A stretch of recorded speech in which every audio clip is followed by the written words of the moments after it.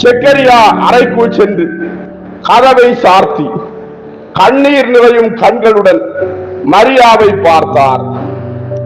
மரியாவின் முன்பாக சென்று முழந்தாளிட்டார். ஆண்டவருடைய எளிய ஊழியனை ஆசீர்வதியும், ஏனென்றால் உம்மால் ஆசீர்வதிக்க முடியும். ஆண்டவரை உமது உதரத்தில் தாங்கி இருக்கிறீர்.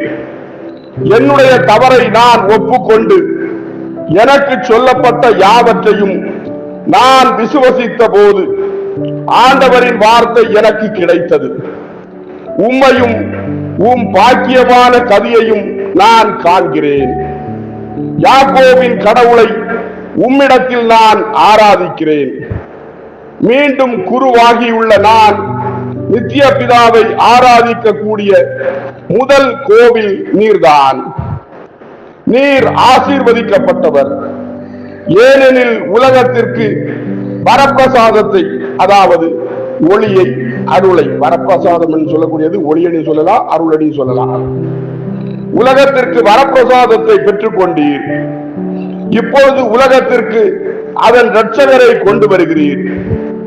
உமது மகத்துவத்தை இதற்கு முன் நான் கண்டுகொள்ளாததை மன்னியும். நீர் இங்கு வந்தபோது எல்லா வரப்பிரசாதங்களையும் கொண்டு வந்தீர். ஓ வரப்பிரசாதத்தால் நிறைந்தவரே, நீர் எங்கெங்கு சென்றாலும் கடவுள் தம் அற்புதங்களை செய்கிறார். நீர் உட்புகும் இல்லங்கள் புனிதம் பெற்றவை.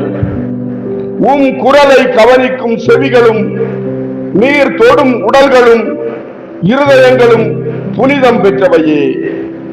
ஏனெனில் ஓ உன்னதரின் தாயே, தீர்க்க தரிசிகளின் கன்னிகையே, கடவுளின் மக்களுக்கு இரட்சகரை கொண்டு வர எதிர்பார்க்கப்பட்டவரே, நீர் வரப்பிரசாதங்களை பொழிகின்றீர் என்றார். மரியாள் தாழ்ச்சி நிரம்பியவர்களாக ஆண்டவர் வாழ்த்தப்படுவாராக. புகழ் அவர் ஒருவருக்கே.